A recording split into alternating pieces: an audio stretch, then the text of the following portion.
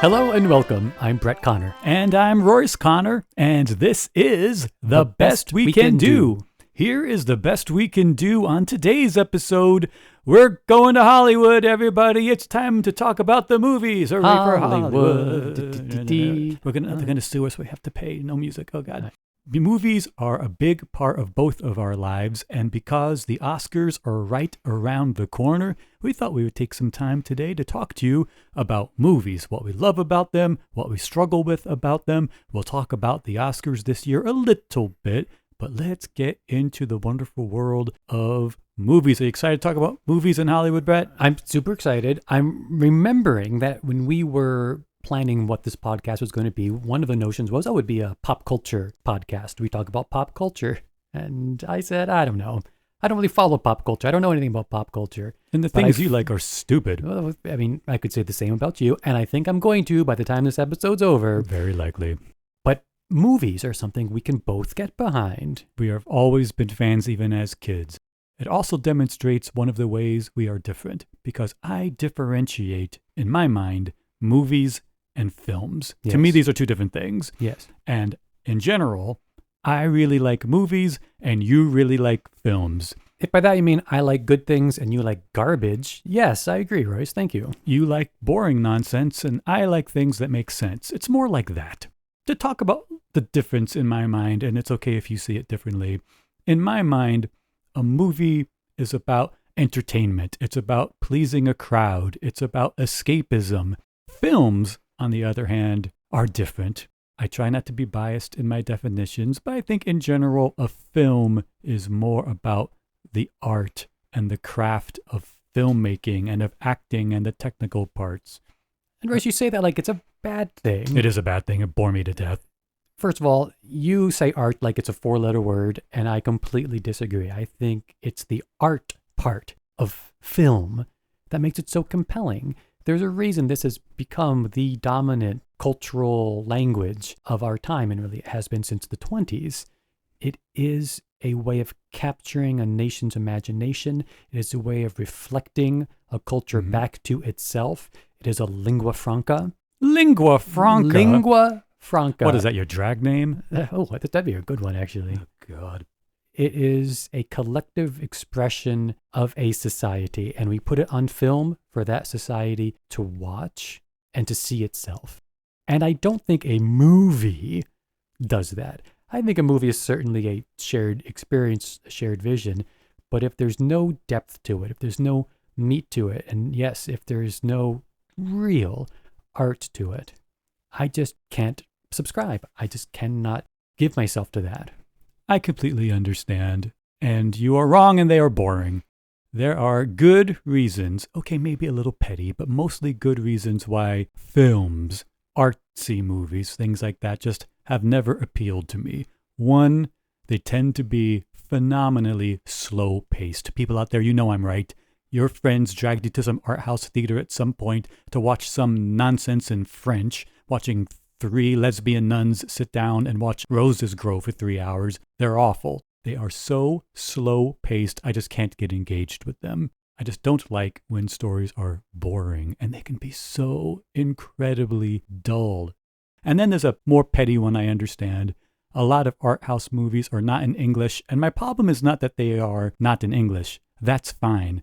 It's that captions are very difficult for me because I'm a slow reader, and I find folks are talking so fast that I can't keep up with the captions on the screen, so I get lost in what they're saying, and all the good acting is happening in the characters and the actors' eyes. And if I have to keep staring at the bottom of the screen to look at words, I'm not seeing what I love about movies, what's going on in the actors' eyes. So for all these reasons, give me a good Hollywood movie anytime. So, Royce, let me get this straight. So your lack of patience and literacy skills keep you from enjoying a good movie. You're not up for it.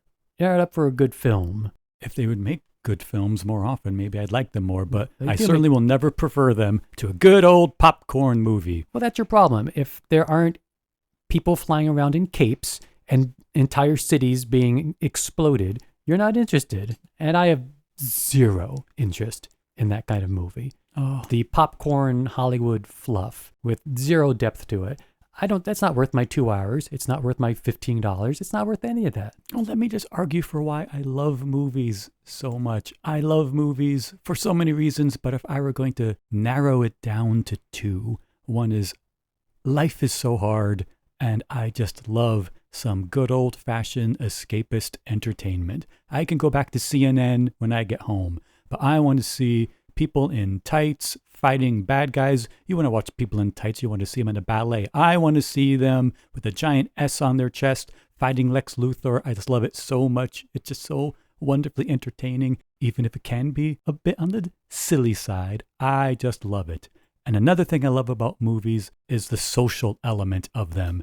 In the movie theater itself or on the living room couch at home, you have this wonderful experience with the people in the theater, but then you go to work the next day or you see your friends and everyone is talking about this great new movie that they saw, and people love talking about those movies, and I love being part of those national conversations. And there is no art house movie that will get people to talk like that unless they're talking about how bored they were.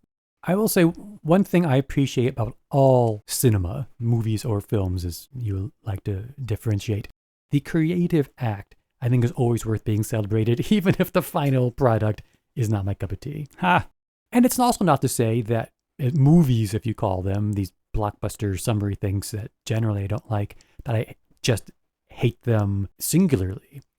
There have been Hollywood movies, big budget Hollywood blockbusters, that I've loved. For me, the biggest example is Black Panther. Oh, I love Black Panther so much. I despise the Marvel Universe and everything it's done to movies. I've a world of criticisms for it. But they made one really great film. And for me, it was Black Panther. I will give Ryan Coogler huge praise. Bay Area guy. Bay Area proud. He had a vision. He was unapologetic in pursuing it. He brought a tremendous team of creative people around him to achieve that vision on both sides of the camera, and pulled off just an amazing piece of work. A real Hollywood superhero movie with depth and great performances and great cinematography and great writing. Everything about that movie I thought was great. Can't say that about Thor 3. I like Thor 3. Whatever. But we can agree on that. And I'll meet you halfway as well. Not every movie experience I've ever had has been all about those Hollywood blockbuster movies. There are lots of movies that I think you would call a film that I also like.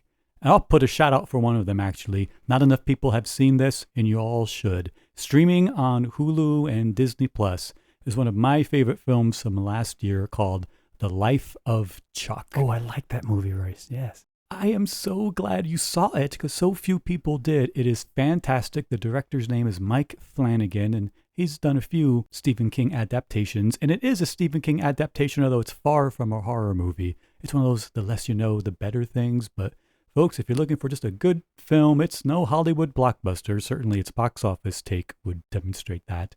But it was a fantastic film and one of my favorites from last year. See, I like the occasional film. Yeah, I thought that was a great movie, and I also went into it knowing nothing, and I'm so glad I did, because that movie just really reached for something very difficult to grab, and just boxed it beautifully and handed it right back to the audience. Loved it. Fantastic. Loved it. Oh, well, let's talk about some of our favorites in the world of movies. Everyone has their favorites out there, and folks listening, I know you have some favorite movies out there.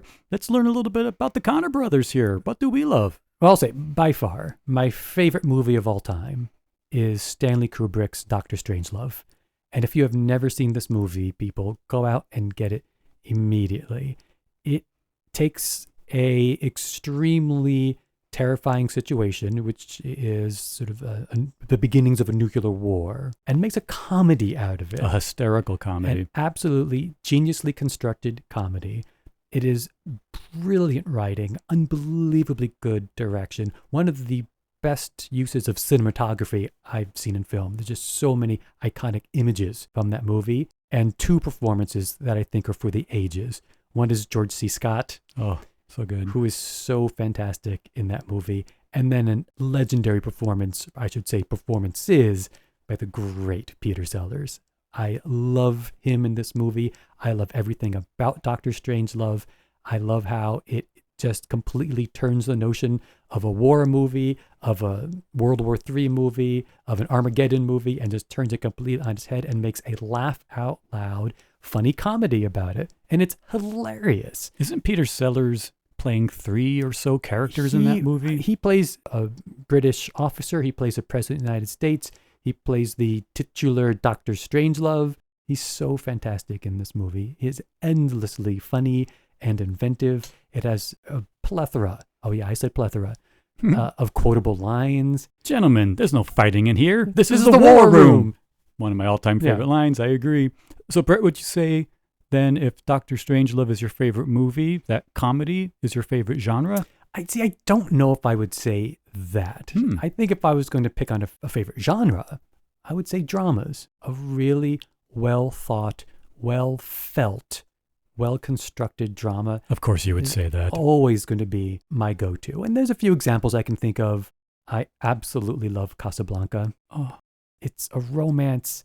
It's a thriller. It's historical. It just captures everything I love about movies. It's so well written. The cast, I mean, please. Bogart, Ingrid Bergman, Peter Lorre. Oh, Claude Rains is in that movie. He's such a good actor. What a fine, fine film. There's a reason it's on so many lists of best movies ever made. It is one of the best movies ever made. And am I right that no one from the Avengers is in Casablanca? No one I can think of was in it. I don't remember any capes or explosions or badness in Casablanca. I guess it's still a good movie. Other movies that I think prime examples of drama, another black and white movie, but a very different kind of black and white movie, Schindler's List. It's a must-see for anyone who loves films. It is a very difficult film to watch, mostly because it's real. This is a true story. Everything that's depicted in that movie happened. Both the heroic elements of it, and there is a heroic element of that movie, and of course, the unforgivable and sinister work of the Nazis in that film. It's very hard to watch, but I think you could not create a more powerful drama. And Steven Spielberg, the director, a genius. Well, here's the kind of classiness that I brought to Schindler's List, and a very Royce story, I think you'll agree. I remember years ago, I was with this group, and it was a mixed group, people I knew and people I didn't. And I was being silly. There might have been some bourbon involved, and somehow the topic of porn movies came up, and people were talking about their favorite porn movies. It was such an awkward conversation. And then they looked at me to give a title of one I liked, and I throw out, as a complete joke, which I think anyone would know, Schindler's List. And, you know, the people with senses of humor laughed, knowing that it was a stupid joke. This one woman, who I did not know, a stranger to me, does not realize that I'm joking and says in this very condescending way, Schindler's List is not pornography. And rather than just take it, I said to her, well, then why did I have an erection the whole time? Oh, my Lord. Everyone else thought it was funny. She did not actually find that very funny. But oh my gosh. You got to find ways to giggle in black and white movies about the Holocaust. And that's the kind of classy analysis I like to bring to cinema talk. This is why you'll never appreciate a good movie. There's something to that. So tell me about, what are the movies you like? If drama was my go-to, what's your go-to? You would think it would be action movies because I watch so much of them. It's not. By leaps and bounds, my favorite genre, horror. Absolutely. I love horror movies. They're by far my favorite type of movie. I like them for a bunch of reasons, but I think mostly it's because horror is the most challenging to do well. Every year, there are action movies that are fun. Every year, there are dramas that get you to feel and think. Every year, there are comedies that make you laugh. It is rare that you get one good horror movie each year because they just can so easily slip into camp or silliness, accidental comedy. To get a movie that is genuinely scary, to put you in that seat and make you feel fear. I love a good horror movie.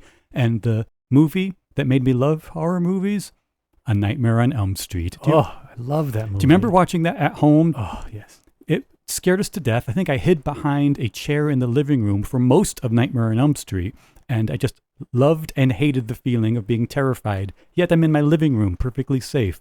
I love that movie. I completely appreciate what you have to say about horror movies. I love them as well.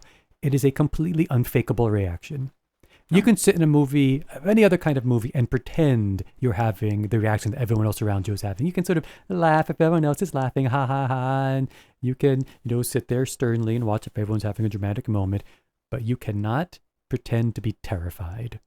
When you are watching a horror movie and you're having that experience, it is real. It is real. That's the best feeling. I love a good horror movie. And it's one of the reasons I married Aaron. He loves horror movies as well. If he hated horror movies, I'm not sure I would have asked him to marry me. Too important. Worst reasons to spend the rest of your life together, but okay, I take your point. That's right. Being married to me should be enough of a horror movie, but he doubled down. Yeah, at least Nightmare on Elm Street came to an end. You keep going.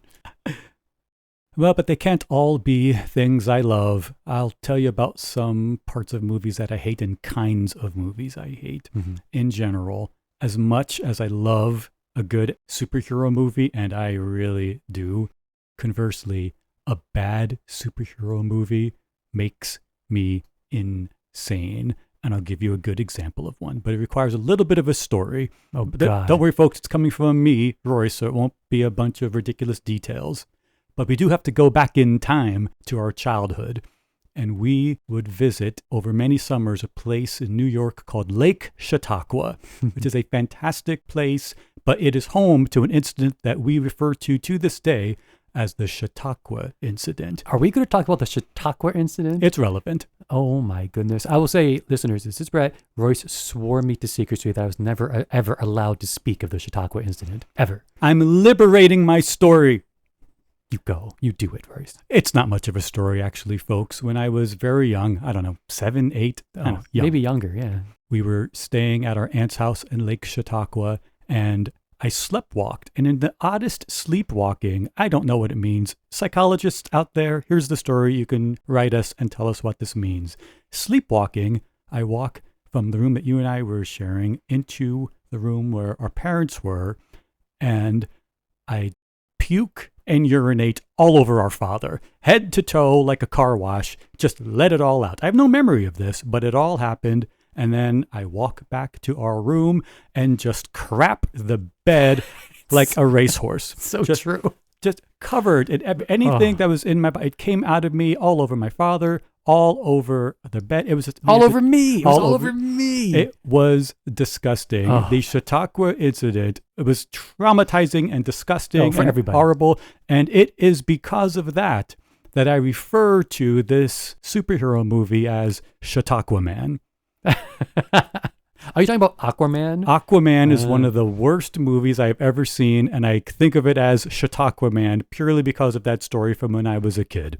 I think I would rather be puked on than watch Aquaman. I think it's a good idea. At least that's fast. Yeah, get it over. I could wash that off of me and move on with my life. You have to carry Aquaman around with you forever. Oh, Chautauqua Man is such an awful movie, and I hate bad superhero movies. Hollywood, stop making them. Royce, do you find that there are movies that you don't like, but everyone else does? Oh my gosh, yes. Every year, people watch this movie and go crazy. It's seen as a classic. My husband loves it. I can't stand it. It's Elf. You don't like Elf? I don't like Elf. That is a classic. I know. Everyone loves Elf, but I don't like Elf. And I'll say that most of it is because I've never liked Will Ferrell. I don't find his shtick very funny. I find, like so many people from Saturday Night Live, so many men from Saturday Night Live, they're always surrounded by much more talented women, and yet the men got to become superstars. I hold that against him. It's true. I don't like Elf. I don't want to watch it every year. See, I think Will Ferrell is hilarious. I think there are a lot of men that came out of Saturday Night Live who are not funny but became superstars. Adam Sandler, excuse me, I had a frog in my throat. But Will Ferrell, I actually think, is hilarious. And I believe that Elf is a classic for a reason. I think he is hysterical in it. I think there's a reason that it continues to be shown, 20 years on, that everyone recognizes this character. Remember, was it a year or two ago that Will Ferrell went to some hockey game dressed as Buddy the Elf? Oh, great. People love it. Love it. Great movie. Every year, I think maybe this will be the year I'll give it a second shot, but every year you're going to have to spike my eggnog a whole lot more than you are. And you have to give yourself into the silliness of it all, because it is a silly and ridiculous movie. I agree. But there has to be one for you. There has to be a movie that everyone on earth loves and you don't because you are a silly person with no heart.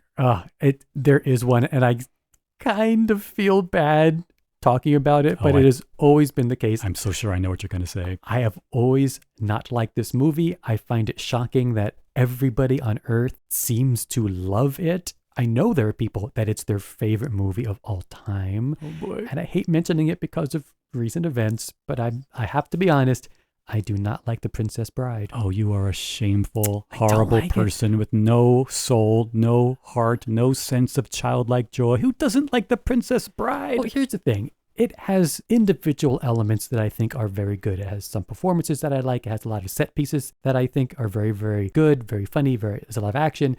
I think it's less than the sum of its parts. I don't find it charming. I don't enjoy it. I want to like it. I just can't. I just don't think it's a good movie. Besties, this is what I've had to live with for 52 years. Someone who watches The Princess Bride and cannot find joy in it. Nope, nope, nope, and nope. You know what? I'm going to change my mind. We want to embrace different ways of seeing the world here on The Best We Can Do. So I'm just going to embrace that it's okay to not like The Princess Bride. I don't have to agree. I don't have to understand it. I don't have to have any respect for you or talk to you ever again in my life. That would be great. Thank you. See, look, something good has come out of The Princess Bride. That's the best thing I can say. It's driving us further apart. We win! It's fantastic. Oh, and I'm sorry to everyone who loves Rob Reiner, who's made brilliant movies that I love. Princess Bride ain't one of them. Well, he will not be getting back to you about that one, so don't worry. Oh, no. I'll grant you that there are movies that people see as good, but you don't like them. But I'm going to put a plug in for a different kind of genre, and that is the movie that is so bad that it's good. Oh, I love those movies. They really are fun. Everyone has their love to hate movie. Everyone. I have two movies that are my all-time favorite bad movies. In second place, the movie that I love because it's awful, Jaws 3D. I love the third Jaws movie. It is awful. It was ridiculous. The shark gets into the SeaWorld resort and eats water skiers for 2 hours. It's preposterous. Ludicrous. Ludicrous movie. Ridiculous 3D effects where just some floating fish head comes at you for 90 seconds. It's so bad. Great actors are in it. Like Louis Gossett Jr. is in this movie. He's so good. But why is he in this movie being awful? Dennis Quaid is in Jaws 3. It's just awful. My all-time favorite bad movie. This comes from the 1980s. Flash Gordon. Flash Gordon is my favorite bad movie. I forget what year it came out. It might have been 1980. It is preposterous, beginning, middle, and end. I don't care. I would watch it every week. It's my favorite movie to sit there and just marvel at how ridiculously wonderfully bad it is. In fact, I might watch it tonight. Flash Gordon, it's one of those movies, Royce, where it's achieved this cult classic status. I don't know if Jaws 3 has, but certainly Flash Gordon has. It's not a great movie. It's not. But it's a very easy movie to love. It's a fun movie, too. Fun. I find myself quoting it, oddly, all the time. You can use Flash Gordon in more social situations than you would like to know. I remember hearing an interview with, I forget the actor's name, who plays the Hawkman, talking to Queen Elizabeth, talking about how much the grandkids love Flash Gordon. This is, of course, the future King of England. Even the future King of England knows how good Flash Gordon is. Yes. When I think of the love to hates, two movies come to mind. Ooh, I'm excited. One is Roadhouse with Patrick Swayze. Roadhouse. If you remember that movie from the 80s, late 80s, early 90s, somewhere in there. Classically horrible. It is such a terrible movie. Oh, it's so good. I have seen that. I can't even tell you how many times I've seen that movie. Mostly there was a summer where it was just on all the time, the 11:30 p.m. movie, and it was always just good enough to watch it one more time. So I just watched it over and over and over again. And every time I saw it, I liked it a little bit more. Oh, he was just a little bit more shirtless and a little bit more sweaty. Maybe. Swayze has the best 80s hair of all time in that movie. It is impossibly perfect 80s hair. It's fun. It's got action to it. It's got a bit of a story, right? There's a story to Roadhouse. Sure. We'll call it a story. I just love it. The other one I love, and this is one I know you've not seen, and I cannot believe you've never seen this movie. One I haven't seen and is so bad it's good? Yes. Spice World. Spice World with the Spice Girls? This is the Spice Girls movie Oh made my at the God. height of their glory in the 90s. I literally cannot understand how you made it this far in life and have never seen this movie. I am ashamed. It is a work of absolute bubblegum perfection. Perfection. Bubblegum perfection. This is a term. Yes, but for Spice World, bubblegum perfection. I'm going to coin that phrase right here and now. All right, I love that. Bubblegum perfection. That's a new genre of movie. We're putting Spice World in as number 1 on the list. The greatest example of bubblegum perfection ever in cinematic history, Spice World. Do they sing Spice Girl songs in it? It is essentially a 90-minute Spice Girls video. Oh, God. With unbelievable cameos. Is the Future King in it? No, the Future King is not in it. Lame. Don't want to see it. But James Bond is in it. Don't tell me. I won't tell you which James Bond, but one of the James Bonds, a prominent role in Spice World. I mean, it's fun. It is absolutely ludicrous, and they can't act at all. But that's not the point. It is fun. So I think you would like it because it is such a popcorn confection. It's bubblegum perfection. Bubblegum perfection, popcorn confection. Oh, Lord. Look at me, poetic. Very good there. That's what Spice World is bringing out of me. Oh, God. I'm so moved by it. Yes, thank you, Shel Silverstein, for that. Well, we're coming up to the close here, but we can't just move away from the fact that on Sunday, the biggest night in movies is coming, and we have to talk a little bit then about Oscar night. Not much, folks. Let other people talk about it in depth, but I think what's most interesting to me about Oscar night is one of the really big contenders is a perfect example of a movie you loved and I hated. Oh, yes. I know what you're going to say. It is a movie that took me months to even remember the title because it was just too long and convoluted, so I called it The Battle Movie for a little while. I called it Only Battles in the Building. I called it everything except what it was actually called, One Battle After Another, which to me was just 2 hours of wondering, why is Leo still in a robe? I actually thought this was a great movie, and I did not expect to like it. I came to it very late. It had already been out in theaters. It had already been nominated. It got nominated for all these awards. It won a bunch already. And I go into these thinking, oh, it's been too hype. I'm not going to enjoy it. How good can it be? Loved it. This is one of those movies, it seemed that most people, maybe not everyone, but most people seemed to just love it. I did not. I was getting a sense that people more loved the fact that it felt like it was anti-Trumpy. Yeah. That they felt, oh, I don't like what's going on in the world in DC and with Trump. And because this movie is about, among other things, revolutionaries, that it just made people feel good. It felt like they were liking the moment and not the movie. In this sense, I felt the movie was being graded on a curve. Revolutionaries and immigration, those are issues that are wrapped up very much in it. There's racial elements to it. It's a biracial family. I think there's a lot of current zeitgeist elements to it, but that's not why I liked it. For me, it hits this note and sustains it that I think is very, very difficult to do. And it's even difficult to describe to you what I mean by that. It is a comedy with a lot of very dramatic moments. It is absurd, but very realistic. Mm-hmm. I did argue about realistic. It has characters who are absolutely unbelievable and yet incredibly truthful. Like, this is a movie that's operating on all these levels and all these things that shouldn't work, that should not come together, but I thought it did perfectly. Aaron and I walked out of the theater about 45 minutes in. In my defense, I went back to the theater to see how it ended. Aaron never did. He walked out and had no interest, and I understand. But for me, I know people are saying that Battletoads is going to win, but the movie I'm hoping pulls the upset is, for me, the one that was my favorite movie last year, and that was Sinners. Such a good movie. Everyone in it is so good. Everyone should and could get an Oscar. I saw a bunch of folks got nominated. I'd love to see Delroy Lindo get an Oscar for that role. Agreed. So good. It is the movie that I think should be celebrated for the best Hollywood can do. Take a kind of story that's not told very often, make culture a central part of the story itself, story of African-American culture from that time in the South, but also the culture of the main vampire, that Irish history too.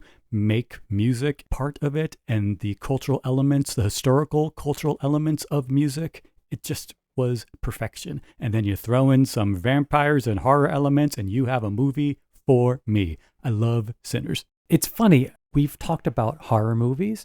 I talked about Black Panther, another Ryan Coogler movie. Like there's something going on in there. Like Sinners lands in a spot that is both a great movie and a great film. It's Ryan Coogler. He's a genius. I keep an eye on this guy. He's got some things going for him. Well, I think he's working on a new Black Panther movie. I like the first Black Panther movie. Let's not go too far down that road. Let's just give him his credit. Are you looking forward to the Oscars this year in general? I always look forward to the Oscars. I always watch it, whether I've seen the movies or not. And to me, it's a reminder that different people like different things, and embrace the movies you like. Don't let people tell you that a movie is good or bad, and you should feel the exact same way about it. If there's a movie out there that you enjoyed, embrace it. Tell other people you liked it, and who cares what they think? I agree. Unapologetically love what you love, both in the cinema and in the rest of your life too. But it's been really fun talking about movies. It is my favorite topic. In fact, I'm sure as soon as we're done recording, I'm going to watch a movie tonight. Probably not Spice World. It should be, because it's such a good movie.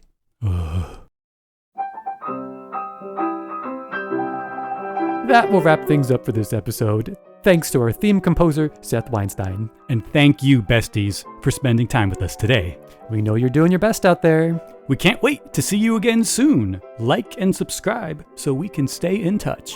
You can follow us on Facebook, YouTube, Instagram, X, Blue Sky. Find those links, other information, and email us at www.thebestwecando.com. For now, I'm Brett Connor. And I'm Royce Connor. Next time, we'll try to do better. But for now, this is the best we can do. Enjoy Oscar night, everyone. Go to the movies. Bye-bye. Bye-bye.